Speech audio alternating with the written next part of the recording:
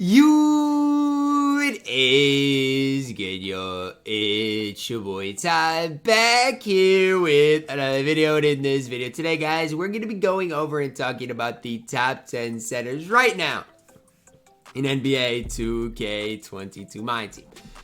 Now, a brief note at the start of this, guys.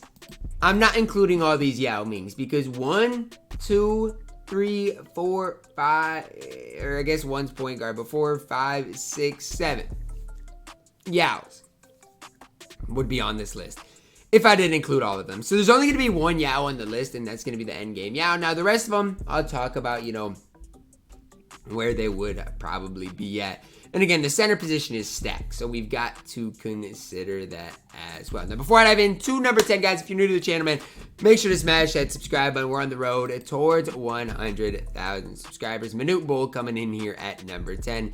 7'7", 8'5" wingspan, hot spots from both corners, as well as the top of the key. 25 Hall of Famers, 17 on gold. 85 3-ball, 90 standing dunk, 85 driving dunk. There was a time in which I thought, Minute Bull was the level of a glitched Yao. I really did. The time didn't last for long. He's not quite to the level of the Flash glitched Yao. He's not quite to the level of some of the other guys in the middle of this list. But it being 7'7" and a free card, he absolutely deserves a spot here at number 10. At number 9, we're plugging in invincible Kareem Abdul-Jabbar. I do believe if there's one guy that I like at power forward more, it's probably Kareem. But with that being said, even if you do have to run him at the center position, he is still outstanding.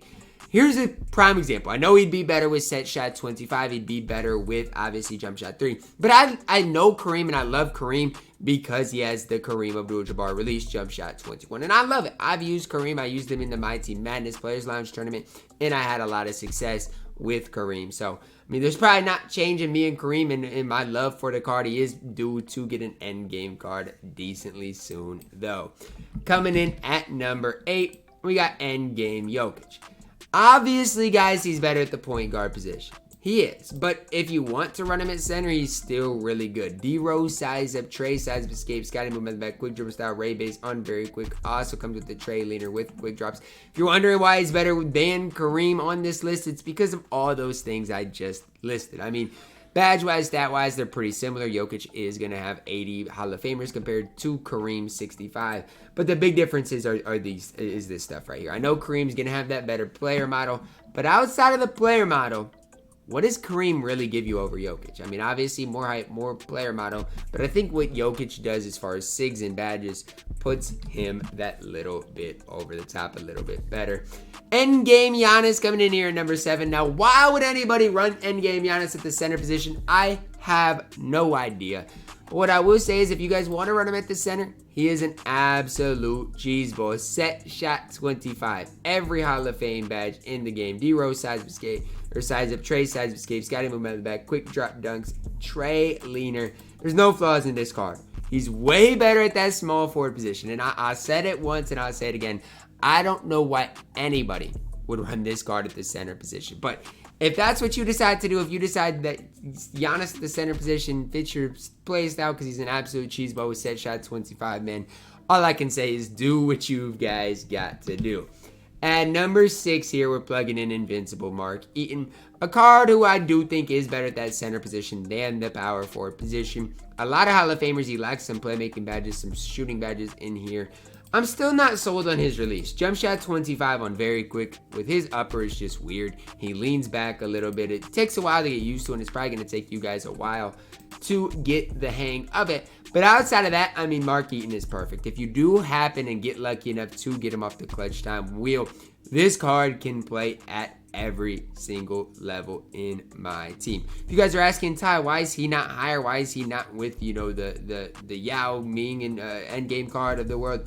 We'll talk about that, but what I will say is Mark Eaton better than Flash Yao? I have a hard time with that one. And I think Mark Eaton is the better overall card, so maybe this is where I'd have the Yaos. I just feel like set shot 8 is better than the Mark Eaton release, as well as Yao is those 2 inches taller. At number 5, a card I had to put on here is Endgame Dirk. If I'm putting Jokic on here, if I'm putting Giannis on here, I've got to include Dirk Nowitzki. Set shot 25 with Rudy Upper. I think this might be one of the best set shot 25s. I still think I like Bob Nedelecki. He's the best. But this is a close second. If obviously I do like Bob's first. Does get the Steph leaner quick dribble style. Francis size up with the Curry size up escape. Does have the Scotty movement on the back. Definitely think he's better at the power forward position than the center position. I say that about a lot of guys, but I mean, unless you're 7'4" up, it's probably going to be the way it is. If you did collect all those 4,000 cards for Dirk, man, you got a top 5 center in my team and probably a top 3 power forward currently. At number 4 for me is Wilt Chamberlain. It's weird because at the power forward position, guys, I prefer Dirk over Wilt. At the center position, though, I prefer Wilt over Dirk. And you guys might be asking why. I think it comes down to the player model and that, at the center position, Dirk might get, he might get mashed a little bit. He might get pounded up inside a little bit. Now with Wilt, obviously you got the Luka base. Now is the Luka base that cheesy on a center? I mean, it's good. It's just not that cheesy. Does have the D-Rose size up with the Curry size of escapes. Got to move in the back. Trey leaner, it's solid. Obviously really solid for Wilt. If you've locked in for Wilt, you've got a great card in my team. Does he make the best squad in the game?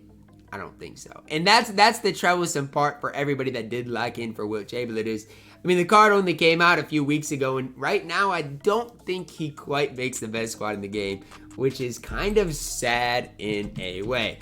A card who I personally prefer over Wilt is Shaquille O'Neal. Now, a lot of people are saying with set shot 25, at least on current gen, you can't shoot corner threes, which to me is interesting because I shoot so many corner threes with Bob Nedelecki, and so I guess Bob Nedelecki is the only set shot 25 player I've used consistently that shot corner threes, but that's something a debate for another day. Either way, guys, Shaq is going to be incredible on both gens. I think set shot 25 in general is a better release on current gen. Now, the problem lies if you can't shoot corner threes. I mean, that is a big problem that can't be ignored. I still think with Shaq's player model, his player build, with the way he moves, you've got to talk about Shaq as being a top 3 center in my team.